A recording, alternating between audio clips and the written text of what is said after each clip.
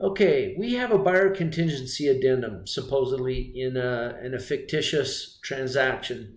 Can a second buyer step in and to first position and take the home away from buyer number one?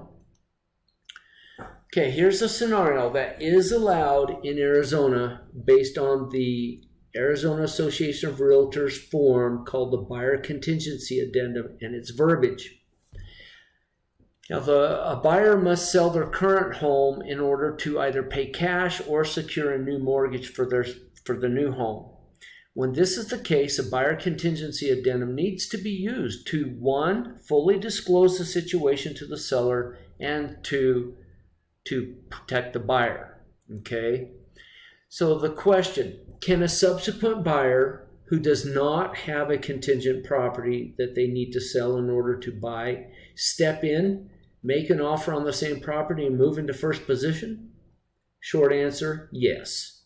However, the proper steps must be taken, okay? So let's assume the seller does take a backup offer and that buyer number two does not have a contingent property that must be sold in order for them to buy the home. The seller must notify buyer number one of the backup offer and allow them the 3 days, unless they've agreed in their purchase contract on a different number of days. I like to put 5 days in my offers, but nonetheless, moving forward, to remove the contingency. So 3 days to remove the contingency and proceed with the purchase. If buyer number one is financially able to remove that contingency, then buyer number two cannot step into first position. Buyer one must, however, notify the seller accordingly. Line 60 of that contingency waiver provision simply states that the other contingencies in the contract remain. They're simply referring to loan contingency, appraisal contingency, etc. Okay? But the proper process, buyer one must submit in writing his, her, their waiver of their buyer contingency along with either proof of funds, if they're going to be buying the home, with cash,